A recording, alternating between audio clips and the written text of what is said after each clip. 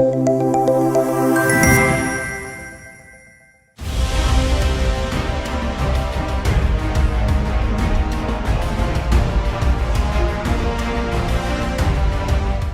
పెద్ద మనుషుల chapter close అయినట్లే కనపడుతోంది. ముద్రగడ పద్మనాభం, హరిరామ జోగయ్యలిద్దరూ తమ ఎపిసోడ్లను ముగించి సైలెంట్ అవ్వక తప్పేట్లు లేదు. కాపు నాయకులుగా పేరు తెచ్చుకున్నారు కానీ ఆ పోస్టులు ఇక రద్దేనని చెప్పాలి. వైసీపీలో చేరటంతో వారి నిజాయితీ అటకెక్కినట్లే.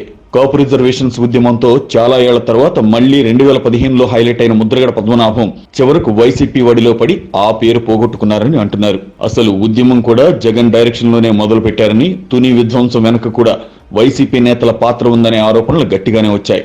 అంత చేయించి మళ్లీ కాపు రిజర్వేషన్లు ఇవ్వడం కుదరదని అదే తునిలో జగన్ ప్రకటించినా ముద్రగడ మౌనంగా ఎందుకున్నారో ఇప్పటికీ అర్థం కాదు. కానీ చంద్రబాబు ప్రభుత్వం ఆ ఉద్యమాన్ని అణచివేయడానికి దమన నీతి ప్రయోగించింది. దారుణంగా ప్రవర్తించారు పోలీసులు. అందుకే ముద్రగడకు చంద్రబాబుపై తీవ్ర ఆగ్రహం, వ్యతిరేకత. ఆ ఫ్రస్ట్రేషన్ లో జగన్ ఏం చెబితే అది చేసుకుంటూ పోయారని అనుకుంటూ ఉంటారు.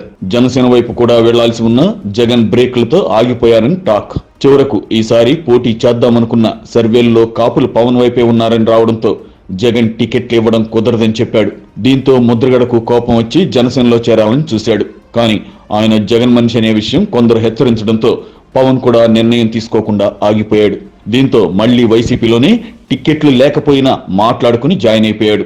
ఇక హరిరామ జోగయ్య పరిస్థితి కూడా అదే.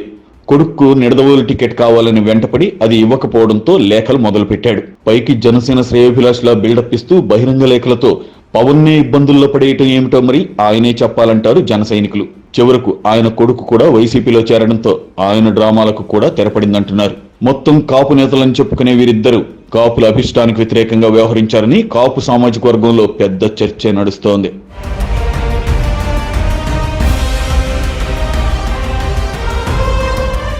ఈ వీడియో మీకు నచ్చినట్లయితే లైక్ చేయండి, షేర్ చేయండి, ఛానల్ని సబ్స్క్రైబ్ చేసుకోండి.